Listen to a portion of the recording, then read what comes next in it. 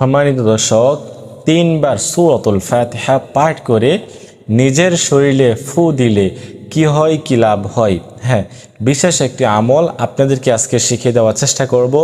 যারা এই আমলটি করবেন তারা এই ভিডিওটি সম্পূর্ণ দেখার চেষ্টা করবেন। ভিডিওটি খুবই ছোট হবে, সেজন্য আপনারা সম্পূর্ণ ভিডিওটি দেখে শিখে করার চেষ্টা করবেন। আর এই ভিডিওটি যদি আপনারা সম্পূর্ণ না দেখেন তাহলে কিছুই বুঝবেন না আর আমলটি করতে পারবেন না। সম্মানিত দর্শক, যারা এই চ্যানেলে নতুন আসছেন, এখনও পর্যন্ত চ্যানেলটি সাবস্ক্রাইব করেন নাই, অবশ্যই চ্যানেলটি সাবস্ক্রাইব করে পাশে থাকবেন। এই চ্যানেলে আরও নতুন নতুন ভিডিও আসবে ইনশাআল্লাহ।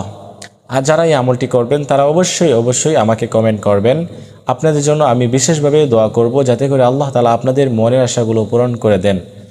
তো সম্মানিত দর্শক, আমাদেরকে আজকে কি করতে হবে?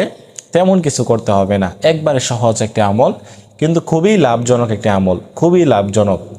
আপনি এর লাভ শুনলে নিজেও চমকে যাবেন যে এত লাভ রয়েছে এই সামান্য একটি সূরার মাধ্যমে। সূরাতুল ফাতিহা অসংখ্য লাভের একটি দোয়া, অসংখ্য ফজিলত রয়েছে এই সূরার মাধ্যমে। তো এই জন্য আমরা আজকে যে ফজিলত সম্পর্কে আলোচনা করব সেটি আপনাদেরকে জানিয়ে দেওয়ার চেষ্টা করব। প্রথমে আমরা আমলটি কিভাবে করব, কি করব, এ নিয়ে আলোচনা করব। তো আপনারা এই আমলটি কখন করবেন? যে কোনো সময় করতে পারবেন, তবে আপনাকে শর্ত হচ্ছে যে আপনি পবিত্র অবস্থায় এই আমলটি করার চেষ্টা করবেন। আপনি নামাজের পরেও করতে পারেন, নামাজের আগেও করতে পারেন, যখনই আপনার মন চাই করতে পারবেন, সমস্যা নাই।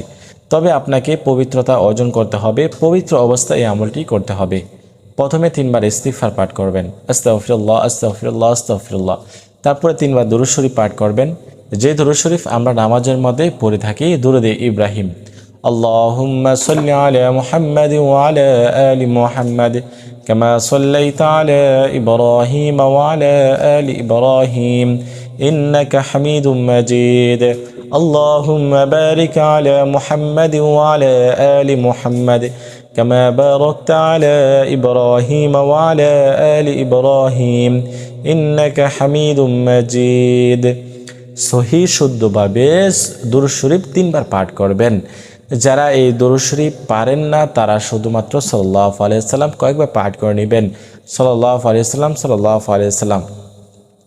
তারপরে আপনাদের কাজ হচ্ছে সূরাতুল ফাতিহা সহি শুদ্ধভাবে 3 বার তেলাওয়াত করবেন। কতবার? 3 বার।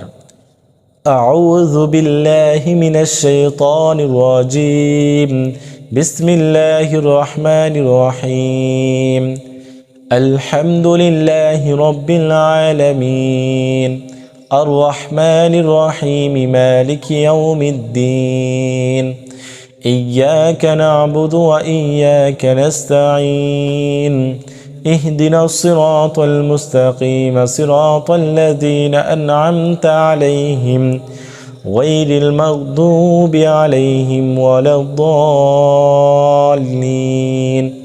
সূরাতুল ফাতিহা সহি শুদ্ধভাবে 3 বার পাঠ করতে হবে এবং শেষে 3 বার দুরূদ শরীফ পাঠ করতে হবে।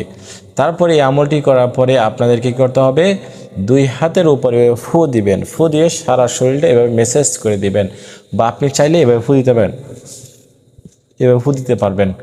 তো এরকমভাবে সূরাতুল ফাতিহা 3 বার পাঠ করে নিজের শরীরে ফু দিলে কি হয়?